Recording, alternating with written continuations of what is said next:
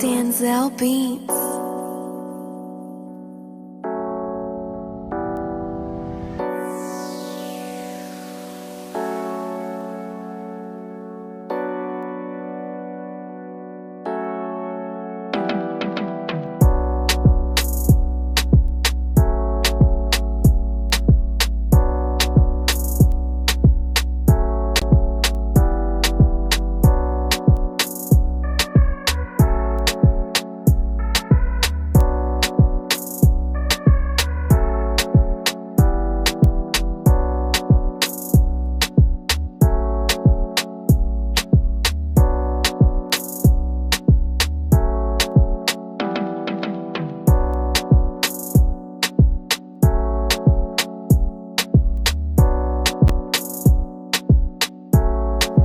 Denzel Beats.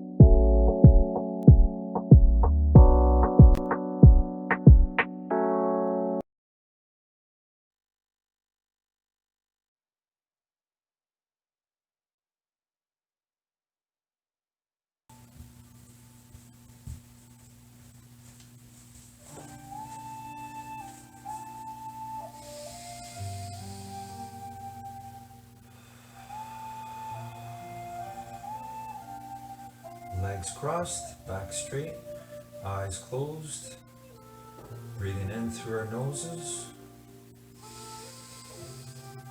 and out through our mouths. Deep, long breaths.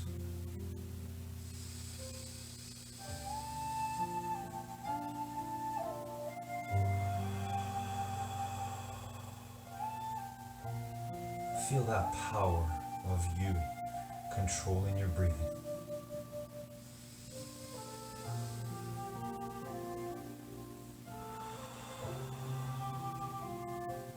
Feel that power of you keeping your back straight and your eyes closed, even if it's uncomfortable, even if it's slightly painful. That's your true power. That's your determination. So use that power here, now, and forever. And see in your mind today how you will do when that music goes on as we work in the gym of life.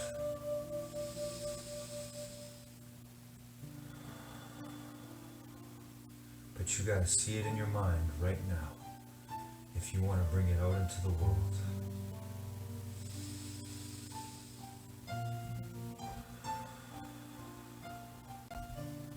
See yourself doing the best you can on all the stretches or exercises that we choose and do together here today, right here, right now, wherever we are.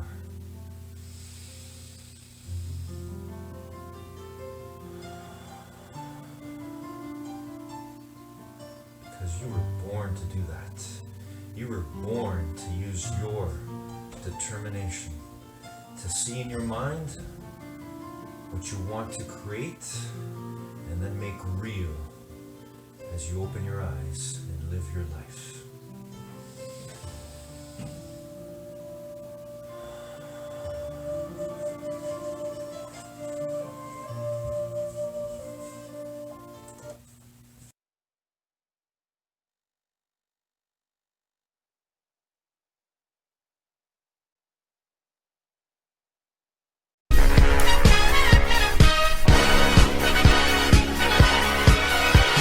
Young man, there's no need to feel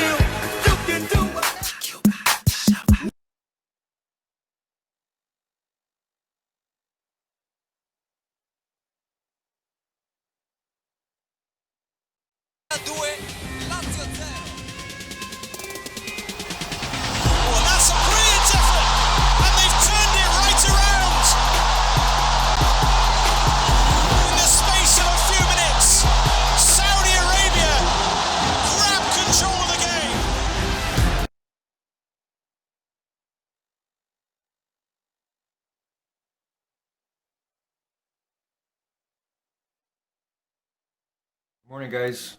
Today, Wayne Dyer shares with us another amazing piece of advice, and that is there are no justified resentments. So, what that means is there's no reason for us to continue to allow hate and vengeance to fill our hearts, no matter what's happened to us.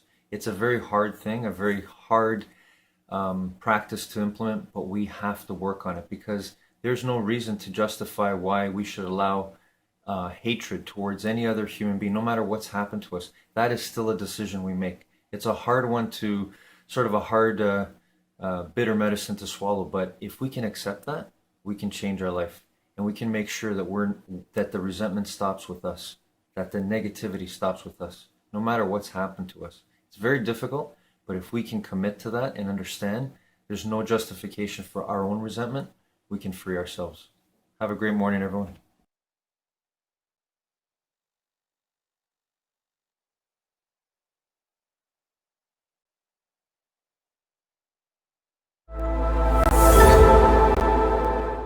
My definition of fulfillment, for me, it means to reach or exceed your potential with your integrity intact.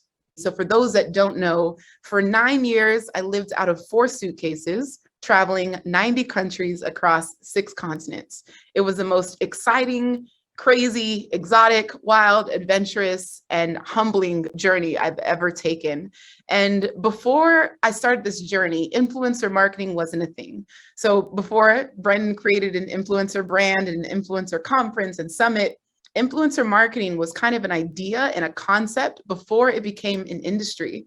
So when I was in my early 20s, I was like, okay, I've been on the internet at that point for 11 years. I was like right before the wave of Twitter and MySpace and Tumblr. And I knew I had this concept of digital storytelling. So I remember I was like, okay, I can build my brand showing people that I am influential, showing people that I can tell really good stories. And so I really like chased this idea of just like building a brand around myself. And I had my first 6-figure blog year in 2016. And I remember watching the 6-figure hit and I was like, okay, I was waiting for that moment. For me, 6 figures was like, that was like what it meant to be a millionaire. I remember just feeling like money was just so foreign to me, never grew up with much. So the idea of 6 figures was just like, wow, if I can reach that with my blog, I will be so rich. So when I reached it, I was like, why do I still feel empty? Why? What's missing? Where did I go wrong? Where is the glitter and the rainbows? Like, I should be pissing gold. Like, I had this whole different scenario of what a 6-figure blog and a 6-figure career would look like. And this was back in 2016. And because I didn't feel what I wanted to feel, I was like, this isn't it. And so I remember it took me actually probably 18 months, but in 2019, I remember I had 2 words of the year. And this is something that I highly recommend everybody should do. Create a word for every year. And this is just the word that drives your intention forward. So for me in 2019, my 2 words were surprise and service. I wanted to surprise myself with all the ways that I could serve others. I bent over backwards, creating programs and groups and cohorts and trips to aid people on their journeys and solve problems that I felt like I had the answers to. I all of a sudden was obsessed with curating community and making sure that no one felt alone on their journey, because I did. And I was like, how can I make sure no one experiences what I did? Feeling alone in your accomplishments, feeling alone in your pursuits, all of that. I was like, I have to find a way to just build community. And so prior to that, again, I was building my brand and building my business as like a selfish pursuit. It was exciting, but it wasn't fulfilling. Excitement is not fulfillment. Something was missing. So going into inner fulfillment first, the first thing that you should do to find inner fulfillment is lead a life with integrity. Because my goodness, when you lose your integrity, you have nothing left. And I remember there were moments on my journey where, oh, easy money here, or this person got away with doing that. Should I also do that because it built their brand fast? I always took the stairs. I see the elevator success, and as alluring as it can be, I was like, nope, here is the emergency exit with the stairway, and that is where the lights are flashing. This is where I will go. Be comfortable taking the stairs when we live in a world of people looking for the elevator. The stairway to success will be longer, but it will be filled with so many more opportunities for you to develop your character and for you to build traits that are long-standing for the long run. Okay? Number 2, for finding inner fulfillment, commit to service-driven work. So like I mentioned, when I was starting off as a blogger and just as an influencer, everything was about me. How much money can I get paid to travel? How much money can I get paid to go here and to post this? It was a selfish pursuit. I didn't have any type of way of giving back to my community or helping them. So how can you add more service to your work, to your brand, and to your business? Commit to service-driven work. Number 3, do not compromise your values. If you are someone who does not, let's say, for example, drink, don't work with an alcohol brand. It feels very obvious, but this is actually a true story. Alcohol brands pay a lot of money. I think the top 3 industries as an influencer, the alcohol brands pay a lot of money, cars pay a lot of money, and fashion pays a lot of money. So if you are someone, you've built a sober brand, like that is a value. That is something that's your lifestyle. Like don't compromise that just for quick money. And it takes away from feeling fulfilled when you're doing things just for the money. Okay, so do not compromise your values no matter what they are. Number 4, love the skin you're in. It is such a fulfilling journey and such a fulfilling life when you are obsessed with yourself. No one can love you more than you. Not your kids, not your spouse, not your best friend, not even your parents. You have to love you more than anyone else in this world. And when you develop that self-love, that obsessive self-love, not to a narcissistic level, obsessive isn't a good word, but you are just like, man, I love my journey. I love my flaws. I love my mistakes. I love my growth. I love my commitment and dedication for more. Like there is so much to love about yourself. It's not about saying the perfect and idealistic version of me looks like this. And since I'm not there yet, I can't fully love myself. No, love yourself at every step of the journey. Before a baby knows how to walk, do you say, I'm gonna hold on my love until you're at least taking your first step? It's like you love a baby when it's crawling. You love a baby when it's pooping its pants. You love a baby at every step. So why can't you love yourself at every step too?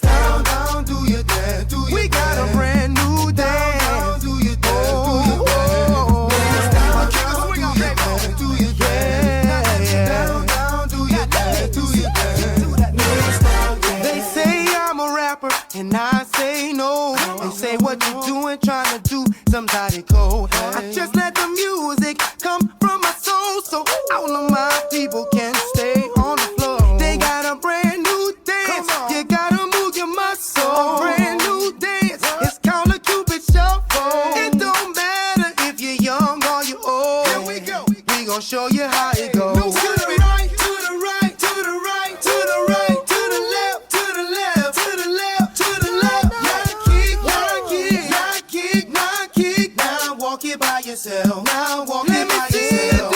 Down, down, do your dance, do your dance. Yeah, yeah, yeah. Down, do your dance, do your dance. Let me see you do the Cupid. Down, do your dance, do your dance. Down, do your dance, do your dance. Yeah, yeah. Down, down, do your dance, do your dance. Let me see you do the Cupid. Down, do your dance, do the shuffle, baby. Yeah. Down, do your dance, do your dance. Down, down, do your dance, do your dance. To the right, to the right, to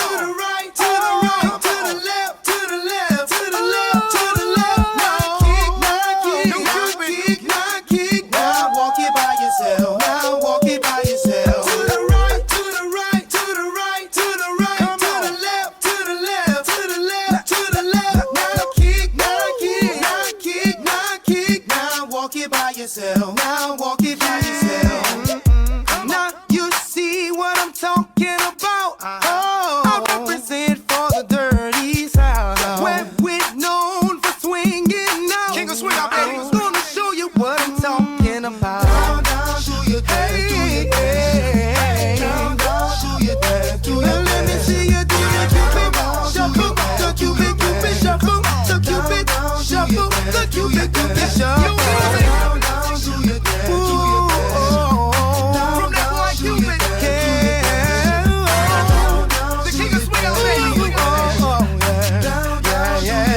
Here we go. To the right, the right, the right, the right, the right, the left, the left, the left, the left, the left. Now kick, now kick, now come on, baby, kick. Now walk it by yourself, walk it by yourself. To the right, to the right, to the right, the right, the right, the left, to the left, to the left, the left, the left. Now kick, now kick, now kick, now kick, now walk it by yourself, walk it by yourself, and do the Cupid shuffle. Now let me see you do the Cupid shuffle. Now let me see you do the. It's your boy Cupid, C-U-P, the I to D. Mr. Fat on the track, got another hit indeed. Do the down, down, do your dance, do your dance. Come on, down, down, do your dance, do your dance. Let me see you do your dance, do your dance, do your dance. Do your dance, down, down, do your dance. We got a brand new dance. We got a brand new sound. We got a brand new feel. We got a brand new style, y'all.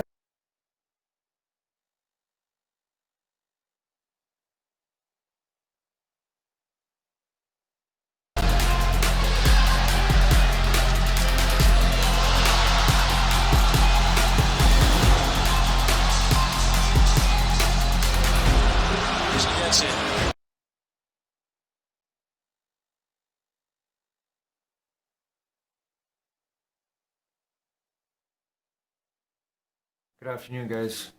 We have to positively brainwash our minds. We have to make it our number one priority to start our day that way. It's the one thing that has helped me so much, and it is one thing I'm trying to do is to add value in your life through spreading as much positive thought energy, because it's helped me. It's worked for me, and I hope that it can work for you. In fact, I know it will work for you.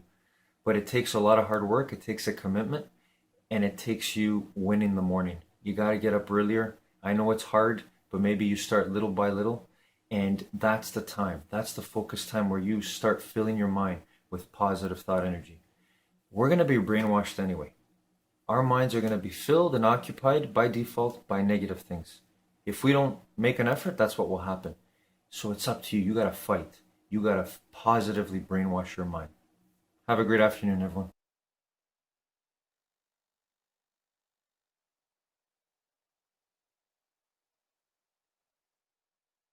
This is going to sound pretty simple, but adding value gets you rich. And when you can continuously serve and add value and help people and bring things to people that they can use, you'll get paid for that, because the money is just a byproduct and energetic exchange. In life, you don't get what you want, you get what you're committed to. So negotiate the price in advance. If you're going to do a show, break it down. How consistent is this show going to be? Is it going to be once a week? Is it going to be a couple times a week? Is it going to be bi-weekly? You're showing up. If you're in Dubai, whatever the case may be, if it's Father's Day, you carve out 10 minutes, whatever the case may be, because consistency is the cheat code. And then also, like, give yourself permission to be less than perfect. When I first started the podcast, I don't even think I had a laptop. It was in the middle of the pandemic and I was operating from my iPhone, but I was doing the best I can with what I had at the time, and I didn't let anything derail me. I just started going, and you figure things out along the way.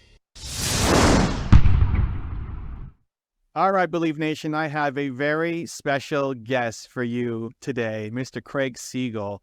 You guys have known I've been talking about the concept of the Biz Dev Show, where when you're first getting started in the content game, instead of having to go direct to camera and memorize a script, you could also do a show where you invite people on to be a guest. And hopefully this also leads to revenue for you, sales for you, opportunities, connections for you. And that's the Biz Dev Show. And one of the guys who I see being most consistent at this, with hundreds and hundreds of episodes under his belt now, is Mr. Craig Siegel. Welcome aboard, man. First of all, thank you so much for having me. You know how much I love you. Every time we get together, it's magic. There's no place in the world I'd rather be than right here with you. Let's have some fun. Let's get nuts. I love it. So you've got, just for my audience, you've got the CLS experience, you've got a paradigm shift. How many episodes now have you done? The paradigm shift, we've done 128 weeks consecutively. No weeks off, Christmas, New Year's, holidays, all the things. Dave Meltzer and I traveling different places. And then the podcast, the solo one that we had, the sales experience, I'm not 100% sure, but over 200. So why and how did you start the show of interviewing other people? When I started CLS and I reinvented myself, I looked at it as like a 10-lane highway with each lane consisting of something different for the brand. Speaking, community, coaching, the podcast shows, all the things. And the reason why the shows were so important for me were for a couple of reasons. There's so many different things that they hit. Number one, I think it's a great vessel to create strategic relationships with other people that you might not have the means to collaborate with, right? Because let's just say you're looking for someone out there that's doing some great things. They're busy, you're busy, but all of a sudden you have this podcast where you guys can meet and have a conversation and you can interview them. So that's obviously great. And then also when you interview people, one thing I take great pride in, Evan, is building unbelievable rapport. And what I mean by that is doing the homework. Preparation breeds confidence, focusing, understanding who they are, not asking the same cookie cutter generic questions. And when you're able to build a really thick rapport and really cultivate that deep, meaningful connection and relationship, there's a good chance that the guest is going to want to share that episode. And then you have the opportunity to infiltrate their audiences and their communities, people that might not have been familiar with you. And then that always leads to great things, business and so forth. I mean, what I love about the Biz Dev show is, there's people who you might want to know and connect with, but they may not go to coffee with you, but they'll come on your show. You're like, oh, you have a podcast? Oh yeah, I'll spend half an hour with you. Let's grab a virtual coffee and talk about it. Where it's so much harder to get them to hang out with you in New York or wherever it's just so much easier to get them on. So how did you get your first guests for your show when you were first starting this out back in the beginning? Yeah, so I was really persistent and I thought really big. Like for my podcast specifically, I didn't want to just have like normal civilians, stuff like that. I wanted to have really big, recognizable guests because my thought process was that if I did a really good job at the interviews, they would likely share the conversations and then I'd have the opportunity to infiltrate more people and meet more people and really extend the reach and spread the impact. And so when I first started this, I didn't have celebrity friends and connections and stuff like that. So I didn't have anything to point to, but I was really persistent. And I'm a big believer in creating win-wins, right? Like if you're going to reach out to someone like you that's super busy and gets approached all the time, why would you stop and want to do my show? Well, one thing that I can offer you is we have a really, really, really loyal and engaged community. And just to be clear, in my opinion, there's a big difference between a community and an audience. An audience is like metrics and a lot of people have fake followers, let's call it what it is. But a community is personal. It's a human connection. And when a guest is going to be on our show, there's a very good chance that our community is going to want to enter their orbit, find out what they have going on, maybe do business with them, buy their book, get involved with their programs and so forth. And so that's one of the things I was able to offer a lot of these guests. And then also the power of being persistent and consistent. And I know it sounds so cliche, but those are superpowers that are accessible for everybody. And you might not get a yes right out the gate, but if you stay persistent, you keep building your brand, eventually it's only a matter of time. I really believe that. So what did you do? Like go back to early Craig. I'm going to start this podcast idea. I'm going to get some guests on my show. How did you make your list? How did you reach out? I mean, you didn't have a community yet to pull from. What were the early thoughts? So I had a little bit of a community before the podcast, but then ultimately, like I would reach out to one of the first guests that we had on the show was one of our mutual friends, Dave Meltzer. And I was just professional. I was energetic, I was passionate, and I was really persistent. And he respected that. And he said, I'll do the show. And then he did do the show. And we had a great conversation and he shared it. And then also, now that I had Dave on, who's very credible and respected, I was able to use him as leverage to reach out to other guests. And eventually I did more stuff with Dave and I pitched him on doing a weekly show, The Paradigm Shift. We had you on. You and I formed an intimate relationship and then we connected further and I had you on my podcast and so forth. So once you get one, use that as leverage, you stay persistent and you're able to get more. but you have to have something to offer. So once you do land someone, because whoever's listening to this right now and likes to take action, if you're persistent, you'll get somebody to say yes. Then you have to do a really, really good job and separate yourself, and don't ask the typical questions like, tell us how you got here and stuff like that. Keep it refreshing. I love it. And listen, I think some guys are energy guys and some guys are numbers guys. And some people will come on your show just because they love your energy. And like Dave's an energy guy and I'm an energy guy. It's like, Same. I don't know, something about this Craig guy. He's got this energy and vibe to him. I'm going to say yes. And I'll say no to like other much bigger mainstream media stuff. And my team gets upset at me all the time for it. It's like, I don't care. It's an energy vibe flow thing. And other people are much more about the numbers. It's like, oh, like you're too small. Like that's legit. Like some people say you're too small or they ignore you and they won't get back to you. But it's focusing on the people who just have that right energy, and they'll say, hey, yeah, you know, you only need to get a couple. Like Dave says yes to a lot of He does. first time shows, small He shows. does. He just loves serving and giving back. And it's just, he loves helping more than, it's not the first thought in his mind, like, what's this going to do for me, Right. Craig, if I come on your show, right? Like Yeah. he just wants to serve and help. And then, I mean, another easy hack is you look at who follows them on Instagram, like who's following Dave on Instagram. Those are all people you can now reach out to and say, hey, I had Dave on my show. Do you want to come on my show? That's a strategy that we used. Proximity and fear of influence and circle of friends. And then like dominoes, they start to fall. And then all of a sudden you stay consistent. And now you are the show that they want to make a pit stop on when they're promoting something. So 100%, I followed that exact same strategy myself. Yeah. And then if you have similar, like the people who follow, I've been on the show, Dave's been on the show. There's people who follow both me and they follow Dave.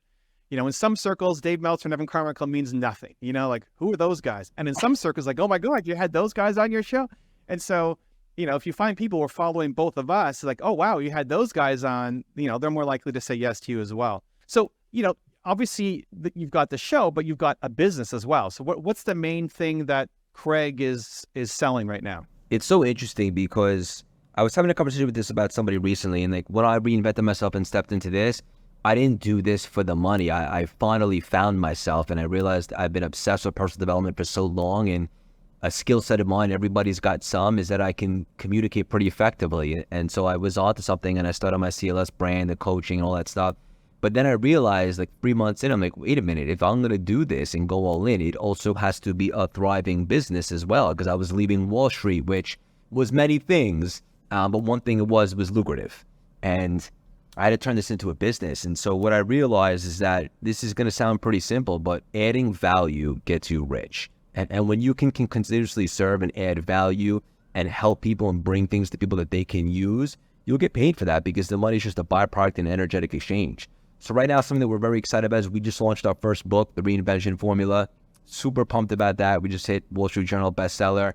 Right now, we're really excited about building our community. Thank you, brother. We're building our community. We have the CLS membership, which enables me to serve many people in one shot. It's a monthly subscription, speaking all over. I do some one-on-one coaching too, but that I have to be a little bit more selective with because that requires a lot of attention and so forth. So masterminds, but I would say the two things that come to mind right now are the CLS membership, which is the community, which I'm really passionate about, and speaking as well. So have you been able to use the BizDev show to lead to specific revenue or sales opportunities for you? Yeah. So I'll give you perfect examples, right? So two solid guests, not like huge celebrities or anything like that, but they were on my podcast.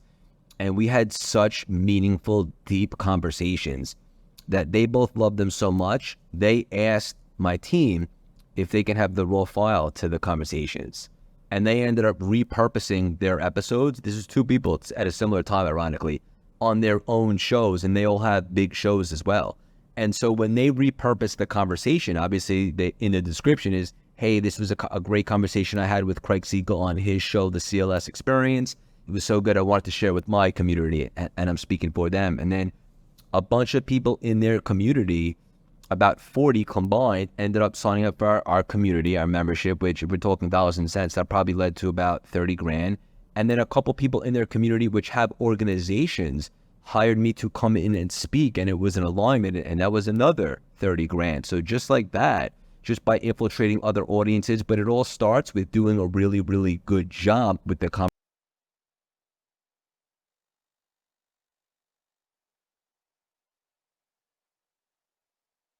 Got this feeling inside my bones. It goes electric wavy when I turn it on.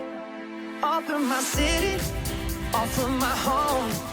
We're flying up, no ceiling when we in our zone. I got that sunshine in my pocket, got that good soul in my feet. I feel that hot blood in my body when it drops. Ooh, I can't take my eyes off it, moving so phenomenally. Room on lock, the way we rock it, so don't stop. And under the lights, when everything goes, nowhere to hide when I'm getting you close. When we move, well, you already know. So just imagine. Nothing I can see but you when you dance, dance, dance. Feel the good, good creeping up on you. So just dance, dance, dance. Come on. All those things I shouldn't do, but you dance, dance, dance. And ain't nobody leaving soon, so keep dancing. I can't stop the feeling. So just dance, dance, dance. So just dance, dance, dance. Come on. Dance, dance, dance. Come on. Dance, dance, dance. Come on.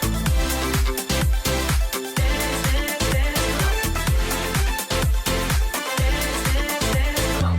Ooh, it's something magical. It's in the air, it's in my blood, it's rushing on. I don't need no reason, don't need control. I fly so high, no ceiling when I'm in my zone. Cause I got that sunshine in my pocket, got that good soul in my feet. I feel that hot blood in my body when it drops. Ooh, I can't take my eyes off it, moving so phenomenally. Room on lock, the way we rock it, so don't stop, stop, stop. Under the lights when everything goes, nowhere to hide when I'm getting you close. When we move, well, you already know. So just imagine. Nothing I can see but you when you dance, dance, dance. Feel the good, good creeping up on you. So just dance, dance, dance. Come on. All those things I shouldn't do, but you dance, dance, dance. And ain't nobody leaving soon, so keep dancing. I can't stop the feeling. So just dance, dance, dance. So just dance, dance, dance. Come on.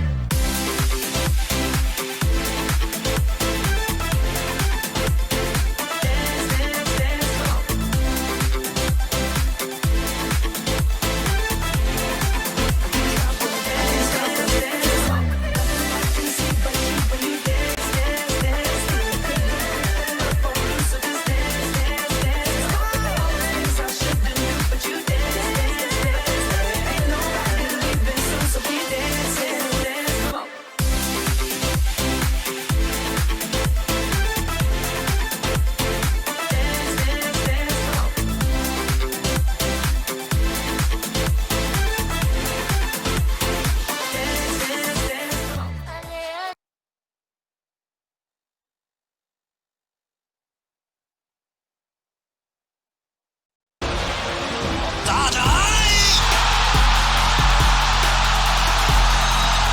Alles Gute zum Geburtstag!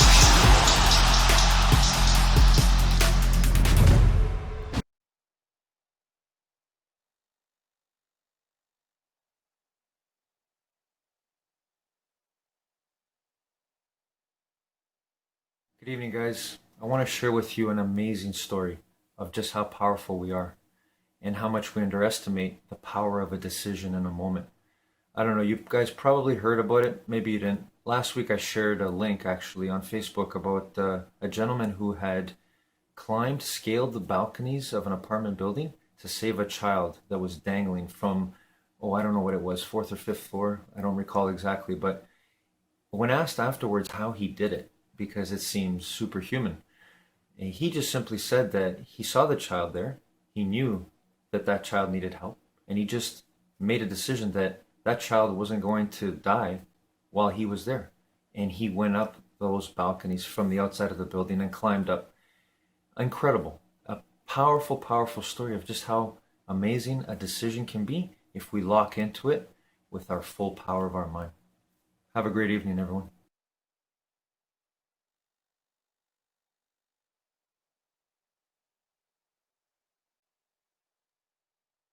95% of your life is coming from observing the other people. And so your behavior isn't yours. How do we change these behaviors? I go, first of all, you don't even know what the behaviors are because you weren't there when they were being programmed. What did you learn when you were in utero? What did you learn during the year from 0 to 1? What did you learn from 1 to 2? And I'm saying your conscious mind wasn't working at that time. So whatever happened, it's not in your conscious mind. And still the significance about all this is profound because you don't know your program. 95% of your life is coming from the program. Your life is a printout of your programs. You don't have to go backwards in your life. You could just say, where am I today? And here's a simple point. So all of you out there, ready? The things that you like that come into your life, they come in because you have programs to acknowledge them. But the things you want, the things you desire, and you have to work hard. Why are you working so hard? The answer is whatever that destination you were trying to get to, your subconscious program does not support that destination.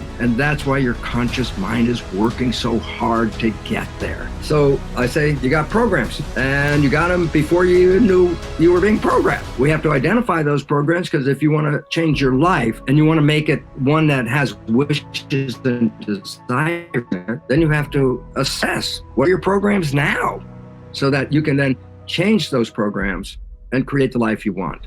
Need motivation? Watch a Top 10 with Believe Nation. Hey, it's Evan Carmichael, and I make these videos because I need them, because I want to wake up every single day and get pushed by somebody who's doing a lot more than me. And in watching their videos, it inspires me to be bolder, to have more courage, and to go chase down the life of my dreams. And I hope it does the same for you. So today, let's learn from one of the best, Bruce Lipton, and my take on his top 50 rules of success. Enjoy. There's an old phrase in Amrit that is just a stock phrase of the world because it's truism. It says knowledge is power. And everyone goes, oh yeah, knowledge is power, blah, blah, blah, blah. And I go, no. Let me say it in a way that might be relevant to us now. I say, a lack of knowledge is a lack of power. And I say, we have been deprived of knowledge of who we really are. How powerful we are, because all the knowledge we get in growing up is how weak we are, how vulnerable. Oh my God, viruses are coming, parasites are coming, blah, blah, blah, blah, blah, blah. Everything's falling apart. And I go, well, that's not true. It is true if you don't recognize your power. And I say, well, what power? And I go, well, one of the first things that disempowered us was the belief that genes control our life. Oh, why does that disempower us? I go, well, simple point. It says that as far as you know, you didn't pick the genes you came with. If you don't like your characteristics, you can't change the genes you came with. And then I add this little last one, the creepy one that says, well, the genes turn on and off by themselves without you. And I go, then why is this relevant? Well, if the genes are controlling my life and they're turning on and off without me, I am, definition, a victim of my heredity. Oh, there's heart disease running in my family. Oh, I'm going to get it. Cancer. Oh, I'm going to get the cancer. It's running in my genes. I go, that's a bunch of BS. Oh, that means belief system. That's a bunch of why is that relevant? And I say, because the idea that genes turn on and off by themselves is the biggest false story that you bought into, which took away your power because it says genes control you, you don't control your genes. And that's why you look at your fate is what genes did my mom and dad give me because my future is going to be determined. And I go, completely false. Genes cannot turn on and off. And I go, we've been programmed. Gene turned on. Cancer gene turned on. Gave me cancer. I go, no. A gene is a blueprint to make a protein. And I go, okay, let's unpack that. I go, the body that you see in the mirror, look on the screen, see yourself, all that. And I go, that is made out of protein building blocks. There are about 100,000 different protein types that come together, assemble them together, and I make a muscle cell out of some proteins, make a brain cell out of some other different proteins. So I, try to tell the audience, I say, well, proteins are like Lego parts. You got 100,000 different pieces, different shaped pieces. And I say, how you assemble the Lego can create a muscle cell. How you assemble them can create a brain cell, a skin cell. And I go, so the point about it is this, proteins are the building blocks, but proteins break down. So you have to replace them. But I go, oh, they're very complex molecules. And I go, where do we get the proteins when they break down? I go, we have DNA. I say, what's that? It's a blueprint on how to make a protein. I go, so what? I go, it's a blueprint. I go, so? I go, this is the story I always say. So you go into an architect's office and she's working on a blueprint. And I say, lean over her shoulder and go, hey, tell me, is your blueprint on or off? And she would look at me and go, what are you, crazy? It's a blueprint. There's no on and off. It's a blueprint. I go, aha, you're finally going to get it. A gene is a blueprint. It does not turn itself on and off. It doesn't know what it does. It doesn't know why it's needed. It has no knowledge other than how to make a protein. And I go, but you gave power to the genes. That's what we did. Oh, the genes control me. And I go, no. It's like the architect story. There's a blueprint. Blueprint doesn't work by itself, but it works with an architect who can read the blueprint and even modify the blueprint. And I go, oh, well, if the genes are the blueprint, then who's the architect? I go, our consciousness is ultimately translated into chemistry that goes into the blood. And that chemistry is what controls our genes. It's time for us to wake up and recognize that there's a program being played out here. We're in a Darwinian program because everyone accepts that as, oh, that's the science, even though Darwinian theory is wrong, because evolution isn't on competition. Evolution is cooperation. That's the new insight that changes the game of struggle into harmony.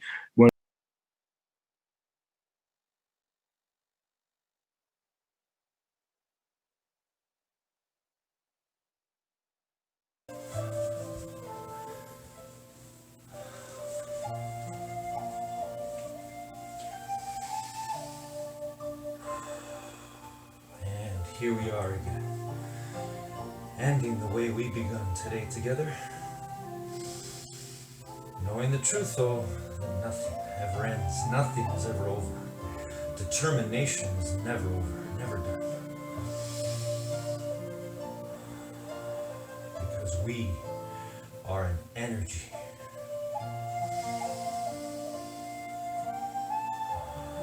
We are one energy.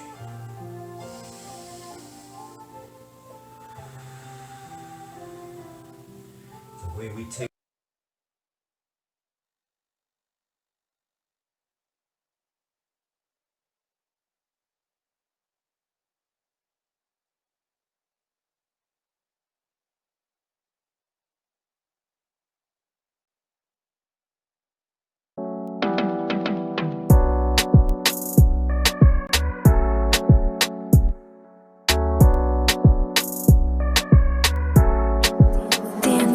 Beats.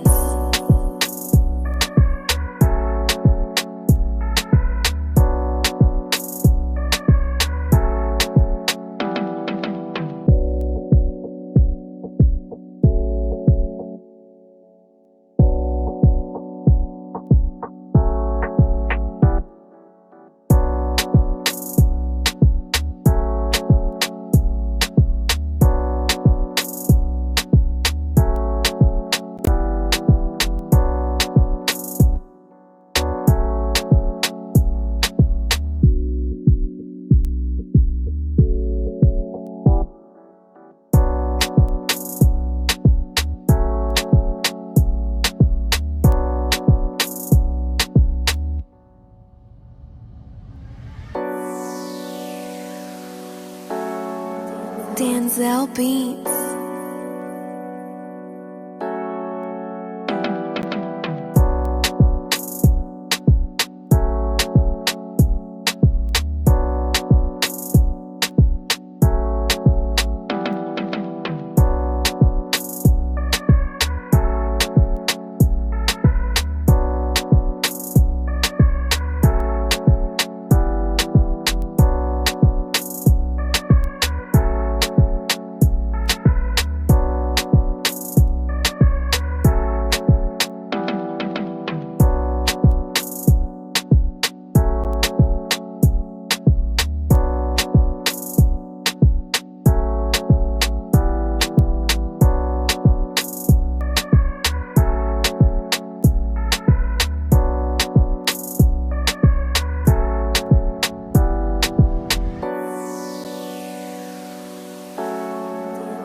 Denzel Beats.